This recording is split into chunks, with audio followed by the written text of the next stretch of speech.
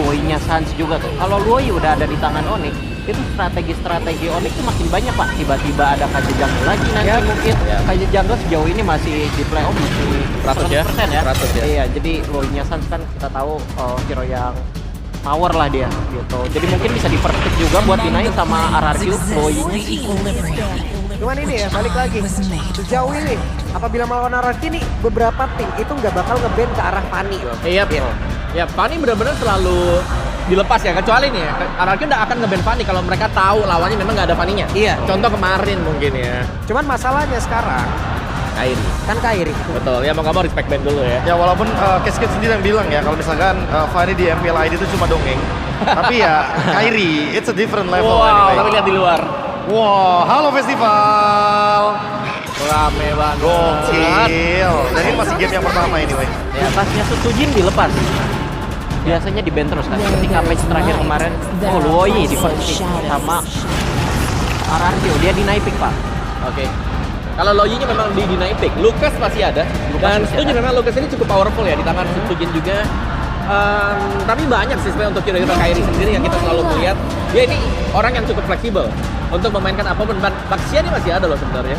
Ya, Baxia bisa dibawakan sebenarnya. Iya. Dan draftnya jadi lebih banyak variabelnya kalau mau Baxia ya. Iya pak. Oh, tapi kali ya dulu.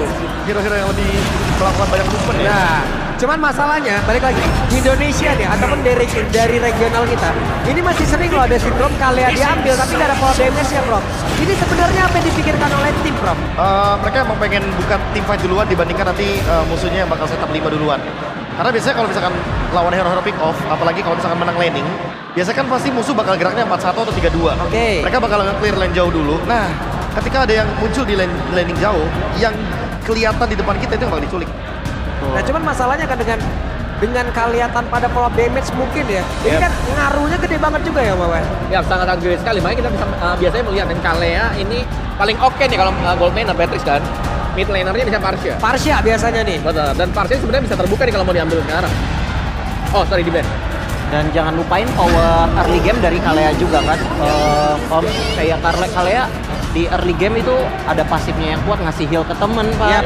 Iya juga power crowd controlnya juga yang begitu besar di early game gitu. Itu juga mungkin salah satu faktor Kalea tuh kenapa sering banget di pick gitu. Mungkin pembuat sari gitu juga bisa.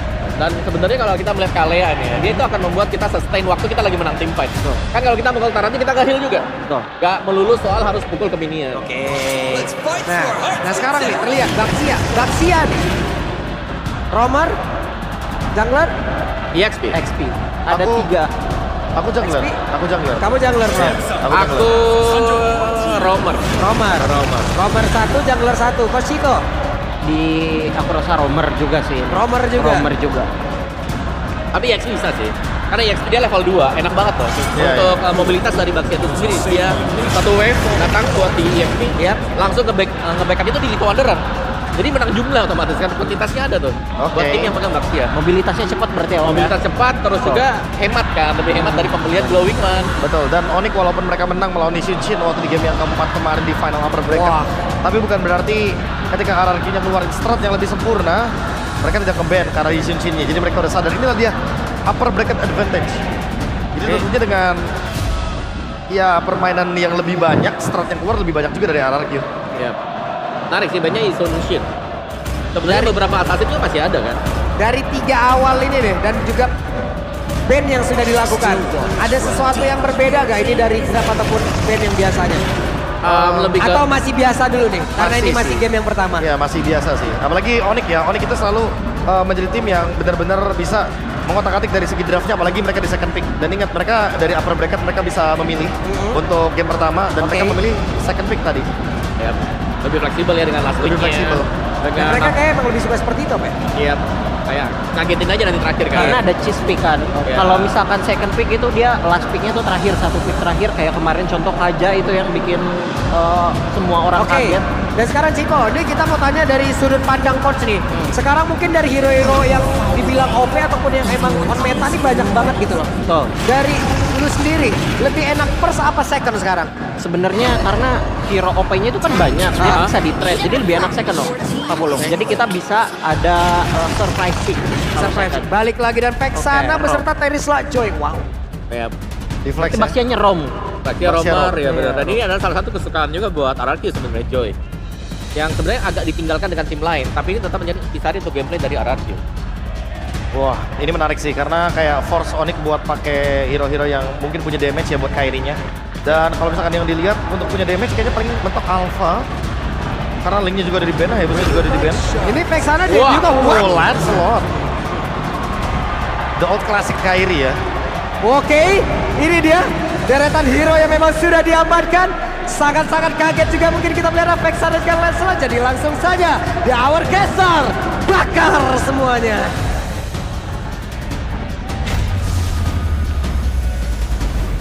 Welcome to Grand Final!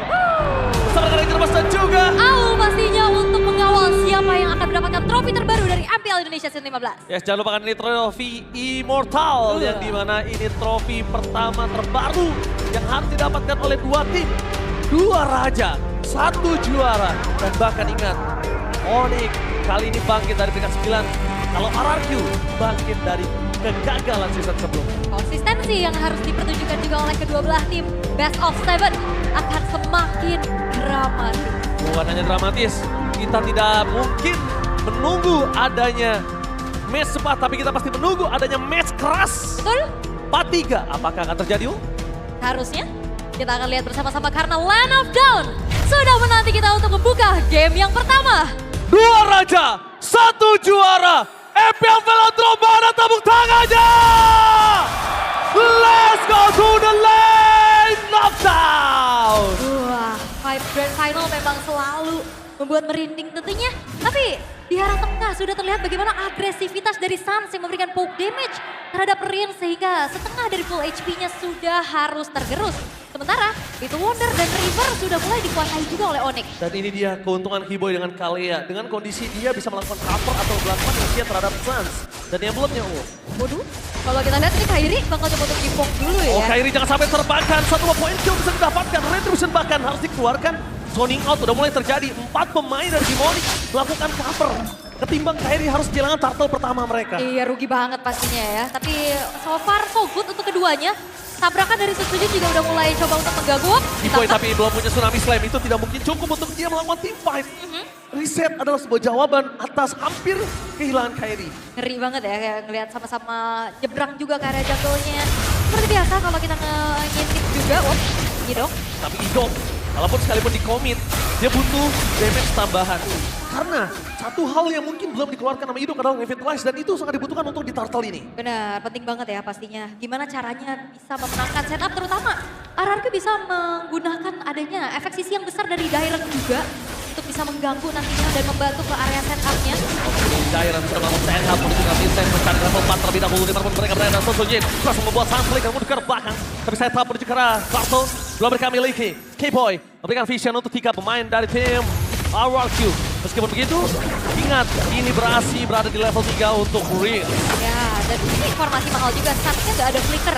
Bisa aja ditabrak. My dan malah ada God, lihat kontak. Kairi mencoba untuk datang tapi ditutup oleh Sword Tyrant. Dengan pertama execution-nya cancel. Tampaknya Retribution yang on point. Berhasil di tangan dari seorang Rick. Ternyata Retribution yang base. Membuat tim RRQ hampir saja kehilangan satu mereka yang pertama. Flicker dari Kiboy menyelamatkan dirinya dan zoning out dari Tyrant. Membuat Kairi terhenti pergerakannya. Real, itu dia penalty zone. Yang langsung connect ke arah Kairi 2 kali dia ancang-ancang. Mau Phantom Execution, cuman bayangannya aja. Cuma, Gak jadi. Dua gitu. kali ya. Mau maju gak bisa dan itu dia tugas yang bagus banget untuk bagaimana EXP laner sebagai frontliner, sebagai yang nge-zoning juga dan akhirnya menjadi sebuah keuntungan untuk RRQ. Mereka bisa secure ke arah dari turtle yang pertama. Oke, secure ke arah Turtle tapi bukan berarti mereka bisa mendapatkan kemenangan. Tapi ini dia dengan dua-duanya pesawat. Ya kan, dua-duanya tapi lihat di depan sana. Dengan adanya Onyx sebagai 3 prediksi dan RRQ 1 bukan tanpa alasan, memang Onyx too strong. Onyx bangkit dan bahkan Rin di depan sana ketemu dipaksa menuju ke arah belakang termasuk dari tim Onyx hampir saja mendapatkan Tsunami Slam for nothing. Purify save day for this time. Membuat Onyx kehilangan Tsunami Slam. Tapi informasi yang sering kita dapatkan adalah satu orang yang berani ngeluarin Tsunami Slam untuk trigger Purify itu Baloyski. Baloyski dan sekarang B-Boy. Keyboy. B-Boy, tapi ya informasi Purify itu tadi memang flop, tapi Lutfi. Zoning out terlalu sakit dari seorang Giant bakal Lutfi akan membuat oh my god, Tyron! Berhasil menutup jalan dari Kairi itu langsung lebih dalam lagi dan membuat para pasukan tim RRQ berhasil steal terhadap para buff. Dan lihat itu dia, turret travel dari Breeze berhasil melakukan rotasi dengan sangat cepat membuat para pasukan tim Onyx mereka kehilangan jungle-nya. Ya, early yang cukup baik dari RRQ, mereka dapetin banyak banget keuntungan. Dan komit yang dilakukan oleh Onyx untuk menuju ke arah Rins ternyata belum menjadi trade dan Susujin. Hati-hati. Masuk ke arah down biar top lane. Ingat ini Savero, the rookie monster from Onyx. Savero pernah 1 lawan 4. Savero menggetarkan playoff Jakarta International Velodrome. Jangan lupakan, ini Savero sekali lagi didikan Paman W. Paman W, benar, Uncle W ya. Alright, tapi turtle yang kedua sekarang sudah muncul juga. Belum ada inisiasi berlebih lagi yang ingin dilakukan oleh kedua belah tim. Sembari menjalankan tugasnya masing-masing dan ya, dengan menuju menit yang kelima, pertukaran lane sudah dilakukan juga oleh Toy yang bergerak ke arah bawah sebagai... Oh my god, Tsunami Slam, no following up TMS, berjuang Kairi, lagi gaming yang berhasil mendapatkan Riz, membuat para pasukan dari tim Onyx masih dapat satu momen kill, tapi jangan lupakan, Kairi harus bergerak ke belakang, Savero is coming, this is Savero, the rookie monster from Onyx, berhasil mengusir, walaupun bukan point kill. Oke, Susujin mencoba untuk masuk lagi tapi tidak akan ada inisiasi berlebih yang ingin dilakukan oleh RRQ. Selagi mereka juga kekurangan dari segi potensinya. Really? Mereka berani masuk dan jangan. Itu dia Kairi. Salah satu the power of jungler yang dimiliki dari Onyx. Bisa dibilang sempat menjadi number 1 jungler on the world. Aha. Tidak bisa dibungkiri dengan Lancelotnya, jujur. Kairi Lancelot. Ini benar-benar salah satu review yang gua tunggu banget untuk seorang caster melihat Kairi dengan Lancelotnya. Diobatin ya. Diobatin ya. banget. Karena dari kemarin kita ngeliat unique pick-nya bahkan kan ke Julian ya kalau mau main Assassin juga. Tapi sekarang Lancelot kembali muncul. Walaupun memang keuntungan masih dipegang sama RRQ ya, tapi udah mulai coba untuk dikejar lagi oleh Onyx dengan dapatnya terkawal kedua juga tadi. Sementara dari itemization-nya dari kedua belah mid laner sama-sama dengan adanya Glowing One mencoba untuk menutup atau memperkecil lagi adanya efek lifesteal, efek heal juga terutama untuk Alea yang cukup penting karena emang healnya gak terlalu gede. Tapi lumayan banget kerasa untuk bisa menjawab fight jangka panjang. Dengan kehilangan 1.500 gold, sadar gak? Apa tuh? RRQ harusnya lebih aware. Mereka memang unggul, tapi lihat gimana cara Onyx nge-handle laning mereka. Bahkan 1.500 gold ini sangat tidak ada artinya untuk para pasukan dari tim Onyx. Gold is just number. Yap, tapi... Lihat, invasinya nggak terlalu menyeramkan untuk 1.500 gold di early. Iya ya, masih agak coba untuk sedikit menahan juga, nggak mau yang terlalu agresif. Tapi RRQ mereka punya keuntungan yang cukup banyak dari segi draft yang mereka bawakan. Macro play. Louis dan juga Moskov ini bakal jadi PR nantinya. Apalagi kalau misalkan Onyx dalam keadaan yang tertekan. Lane jauh ini bakal susah banget pastinya nantinya untuk dikontrol. Oke, problem utama yang dimiliki dari Onyx adalah mereka jangan sampai termakan dengan delay waktu yang diberikan oleh RRQ untuk Toy. Toy diberikan delay waktu yang sangat banyak untuk membawa game ini menuju ke mid to the late game. Minimal banget ada di late game. Karena itu Toy baru bisa untuk team fight. Karena dari tadi early game, Toy. Dan teorinya kalau kita ngelihat ya, RRQ kan menjalankan match lebih banyak ya. Karena kan mereka sempat turun juga ke lower bracket. Yes. Dan mereka belajar banyak banget nih. Terlihat bagaimana mereka mengontrol sekali dari hype yang dibawa walaupun unggul, tapi agak sedikit ketahan jadinya. Betul Jadi banget. bisa jadi plus dan minus soalnya. Betul banget. Lihat menuju ke arah Turtle. Arah pasukan dari Team Onyx telah memberikan vision yang sangat jelas. Mencoba untuk melakukan sedikit delay supaya Kairi bisa mendapatkan para pembuff terlebih dahulu. Bahkan Savero sampai turun gunung untuk membantu team fight. Didok ditutup jalan untuk bisa maju. Tapi sebenarnya pesawat utama mereka ada di Dairen. Jangan sampai Dairen melakukan zoning out. Kairi masih mencoba bisa ke arah Turtle. Dan Turtle yang kedua dapat jalan oleh pasukan dari Team Onyx. Luti masuk terlalu dalam. Jangan sampai Luti mengeluarkan flickernya untuk defensif. Dan didapat sana. Para pasukan dari Team Onyx mencoba dibalikan kembali ke depannya Tsunami Slam. Keyboy! Right at the moment. Berhasil mendapatkan satu momen terhadap Susujin. Tapi Susujin ter-take down. Membuat para pasukan dari Team Onyx mereka mendapatkan 2 poin kill yang sangat mahal. Itu dia Kairi dengan Lancelotnya. Dengan pertama sekejap. One last hit dan Kairi bermain dengan puncher and following up from Keyboy. Merubah segalanya. Untung total untuk Onyx. Oke, dan walaupun memang agak ke-distract sedikit ya dengan adanya dorongan dari Toy itu sendiri. Tapi team fight 5 versus 5. Onyx sangat-sangat kuat dengan banyaknya sisi yang mereka bawakan. Dan sabarnya juga Keyboy membuka Tsunami Slam. Terpancing Susujin untuk bisa menumbangkan Lutfi. Right in the moment. Tapi ragu banget untuk tim RRQ untuk bisa melakukan kontes.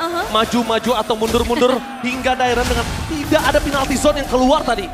Ketahan ya. Ketahan, dia tidak bisa mengeluarkan. Dan kondisi di sana kita tahu Keyboy memiliki Tsunami Slam. Jadi Susujin itu melakukan kesalahan yang cukup fatal kalau saya bilang. Alright. Dengan modal ya, dengan set power X. Mengejar Kairi, yakin dari 1000 orang dan Kairi tinggal di zone for nothing. Itu dia, dari sekian banyak orang mengejar Kairi menjadi sebuah prioritas. Sebuah pertanyaan yang cukup besar untuk tim RRQ. Oke, upaya objektif mungkin yang ingin dilakukan oleh RRQ juga mengusir Kairi untuk tidak memberikan adanya power clear di arah bawah. Sehingga sebuah hidden turret berhasil untuk dikantongi juga. Walaupun memang akhirnya ada upaya yang dilakukan oleh Xavero di arah atas dan pencurian terhadap satu buah purple buff. Tapi dibalik Sutsujin dengan sifatnya dia yang dingin, karakternya yang menyeramkan. Tapi ternyata agresivitas ada di dalam dirinya. Galak ya. Dari hari kemarin, walaupun dia turun sama Onyx, tapi itu karena keganasan debakan Keyboy dengan Tsunami Slam, tanpa following up damage, mencoba untuk berkorban saat bahkan Comet dengan flicker yang dikeluarkan. Komennya sangat baik, tapi ini dia Xavero mencoba mendapatkan risk, damage terlalu besar, David kelas depan sana, belum bisa mendapatkan point kill, tapi Xavero, the rookie monster from Onyx, membalikan semua ke kanan dari tim RRQ, bahkan seakan-akan Dairon tidak memiliki daya power untuk bisa bertahan dengan damage yang cukup kuat. Kairi masih mau lebih, mencoba untuk melakukan sedikit distraction, tapi Lord terbuka dengan sangat bebas. Xavero, itu dia. Satu sosok rookie yang begitu bersinar untuk kali ini. Terbuka kesempatan untuk Onyx secure menuju ke arah wardnya. Dan PR-nya adalah ini gak ada stopper pasti untuk bisa menghentikan laju Lancelot-nya Kairi. Betul sekali, mereka tidak punya stopper pasti. Tapi mereka benar-benar mau nge-delay permainan yang dimiliki dari tim Onyx. Tapi nampaknya mereka mungkin agak sedikit salah untuk mendelay initiate dari Keyboy. Jangan lupakan ini Keyboy. Benar. The moment of Keyboy, this is your boy. Tapi apa yang dibilang sama Ranger Mas juga aku cukup setuju sih. Dari 1.500 gold di early game tadi dari RRQ, mereka nggak ada pergerakan berlebih lagi untuk bisa melipat gandakan keuntungannya. Betul, seakan-akan itu nggak berguna dengan 1.500 gold. Dan sekarang kita menyaksikan di mana Onyx tahu Sutsujin gak ada cover di depan sana. Sutsujin bisa dimakan di commit. Sans dengan flicker yang dimiliki dan itu the one and only skill escape yang dimiliki dari sana. Right. Split push juga sekarang seolah sulit ya untuk RRQ karena mereka juga butuh banget sosok damager nantinya di dalam satu buah team fight 5 yang selalu dibawakan oleh Onyx. Kalau untuk real time victory rate-nya ini memang tipis aja, walaupun keadaannya juga sekarang masih... Oh, Tsunami Slam pun dengan Ido, Revitalize mencoba untuk mempertahankan diri. Tapi nampaknya dengan Lord tetap sangat bebas. Membuat lepas dari tim Onyx kali ini tidak melakukan following up. Kayaknya keputusan yang cukup berat dimiliki dari Keyboy. Dan Ido masih tuh strong, melihat dengan pasif turret. But it's okay, turret tetap akan pecah untuk di atas menit ke-12 dengan Holy Defense yang tidak ada. Benar, tapi hanya berupaya mungkin ya untuk bisa menarik perhatian pemain-pemain dari Onyx agar tidak bisa mengawal Lordnya lebih jauh lagi. Sehingga ya kalau ngelihat dari bagaimana Idok ini masih selamat ya, it's okay. Sehingga ada clear juga yang bisa dilakukan oleh pemain-pemain dari RRQ. Dan balik lagi Onyx, mereka harus bisa mewaspadai bagaimana diversion play yang akan bisa merubah keadaan. Karena visionnya juga sekarang RRQ lumayan luas sih dengan hasilnya. Keyboy tertangkap di sana, final di sana masih power nothing. Dengan para pasukan dari tim Onyx mencoba untuk kembalikan karena Xavero telah menuju ke batang hidungnya. Dan ini dia, Luffy. Satu zoning out yang berhasil dilakukan dan Keyboy berhasil dengan adanya sosok yang terdeteksi. No covering up, hilang kembali menjadi poin kill tambahan Keyboy. The initiative power from this is your boy. Dan bakal lihat lagi power defensive dikeluarkan oleh Sun Tyrant. No initiative power, laning management yang sangat baik berhasil ditanggulangi oleh tim Onyx. Lihat, Lord kali ini memang masih jauh. Tapi dengan laning management, mereka staking minionnya. Mereka nggak mau terlalu terburu-buru untuk top dan bottom lane. Ya, dan bahaya juga Keyboy. Kalau misalkan memang inisiasinya selalu bisa membuahkan hasil, ini fleeting time akan jauh membuat nantinya Tsunami Slam akan lebih online. Ya, bukan hanya lebih online lagi. Tapi lihat, untuk high ground defender mereka hanya punya Moskow. Karena pasukan dari tim Onyx, mereka sudah menguasai 3 laning. Bahkan lihat di arah bottom lane, secara tidak langsung itu staking minion yang ditahan supaya nanti mereka, para pasukan dari tim RRQ akan coba nge-clear terlebih dahulu sebelum mereka team fight di arah bawah. Karena minimal ada Toy lah yang bisa megang lane yang berseberangannya juga. Tapi ya ini membuat akhirnya team play untuk bisa 4 versus 5 ini bakal susah buat RRQ. Apalagi Onyx dengan adanya Sans membawa Vexana, dia punya summon unit. Jadi seolah-olah ini 6 versus 4. Oke, 6 versus 4 itu Seolah-olah setuju ya. banget. Tapi ini jangan lupakan loh, time is ticking. Waktu yang dibuat RRQ untuk nge-delay para pasukan dari tim RRQ agar Moskow dari Toy sudah jadi. Mereka sudah berada di posisinya. Dan bahkan di depan sana memilih untuk menggunakan Tsunami Slam untuk Tyrant. Membalikkan kembali keadaan. Belum ada penalti zone. Miss dari Spirit of Distraction. Ini bahkan lihat Susuji mencoba untuk melakukan sedikit flanking menuju ke zone Kyrie. No range for this time. Karena magical damage. Tapi Toei masih available. Tidak pun tumbang. Tersisa 3 pemain saja untuk para pasukan dari tim RRQ untuk melakukan kontes. Apa akan mereka lakukan? Karena Tyrant gak ada jalan untuk pulang. Tyrant akan ter-take down. Nowhere to run. Alright, 3 pemain hilang dari RRQ Lord. Bisa didapatkan juga Rins yang memang selagi menjadi target bulan-bulanan. Mungkin bisa cari angle yang lain. Kita nggak ngelihat diversion play yang coba tabrak dari sisi yang lain. Yes, gak ada agresivitas. Fokus ke PS Turret. Mencoba untuk melakukan defense. Itu tidak akan bisa dilakukan. Karena dengan Purify yang dimiliki Toei. Gak bisa menghindari damage dari seorang Kyrie. Even Kiboy dia bisa hindari. Tapi kayaknya gak bakal bisa. Dan sekarang Idok butuh di garis depan bersama dengan Dairon. Alright, dan sekarang pemain ketujuh berarti dari Onyx sudah mulai akan dikawal menuju ke arah tengah. Menuju ke PS Turret, mulai masuk ke arah belakang. Kiboy di depan sana, dapatkan Kiboy! Tsunami Slam untuk Tyrant. Follow yang damage yang sangat besar dari Toy. Tapi fokus ke arah base, tidak ada melakukan following up dari seorang Onyx. Dan berpasukan dari Game Onyx, mereka memilih menuju ke arah belakang. Kehilangan Kiboy dan Palepe. Gak boleh masuk lebih dalam lagi. PS Turret tidak bisa dibendung. Membuat pasukan dari tim RRQ. Mereka berhasil menukar Kiboy dengan Tyrant. Setidaknya at least, invasi menuju ke arah PS Turret, mereka hindarkan. Yes, dan mereka coba untuk hanya menjalankan pengawalan terhadap satu lane aja. Dan tengahnya masih bisa ditahan sehingga RRQ tidak mengalami kerugian yang terlalu banyak setelah munculnya Lord tadi. Base turret top dan bottomnya masih cukup terjaga. Dan Onyx, mereka harus kembali men-set up bagaimana untuk bisa mendobrak lini pertahanan dari RRQ. Dan perlahan-lahan RRQ tinggal sabar aja. Gimana caranya mereka bisa mendapatkan momentum, bisa pick off satu. Itu bakal menjadi sebuah titik balik juga untuk mereka. Walaupun memang kalau kita ngelihat dari segi goldnya terpaut cukup jauh di angka 5.000. Butuh beberapa pick off yang bisa dimanfaatkan oleh RRQ. Satu hal yang paling mahal yang dibuat Onyx adalah mereka nge-shutdown Dairon. Dairon totally offline dengan Erisla powernya. Ya. Totally offline. Karena gak ngelihat sama sekali penalty zone yang on point. benar, karena Dairon juga satu-satunya mungkin ya yang bisa bener-bener nge-lock Kyrie. Kayak tadi kita lihat di Turtle 1 kan, itu Kyrie-nya susah banget buat Cascale. Idok, dia target belakang mereka, yaitu Toy dan Kyrie. Bahkan dengan retribution-nya berhasil didapatkan. Dan saat follow-nya damage, fokus menuju ke depan termasukkan dari tim RRQ. Belum ada yang berani melakukan follow-nya damage. Karena damage yang mereka miliki cuma dari Toy. Reed sekalipun gak bisa berbuat banyak. Tapi lihat, dengan adanya surprise tambah ada Kiboy! Menutup jalan para pasukan dari tim Onyx. Dengan Tsunami Slam yang dibuat tempat para pasukan dari tim RRQ kehilangan race. Ternyata flanking gamingnya gagal. Toy free hit dari belakang. Target utama mereka, Savero lihat target utamanya. Toy versus Savero. Gak ada jalan untuk pulang. Dan ter-take down. One last man standing. Oleh Sosojin dan Nene Bantana. Alright, dan kali ini hanya menyusahkan Sutujin. Apakah mampu untuk bisa bertahan? Gak akan mampu. Peston bukan saat bebas. Susujin karena jawaban untuk bisa lakukan defense dan Sang Raja Langit. Take the game one. Satu kesempatan diversion yang ternyata terbaca. Kiboy berhasil untuk bisa menutup macro play juga dari RRQ. Dan game yang pertama di Grand Final menjadi milik Onyx. Absolutely. MVP untuk game yang kali ini.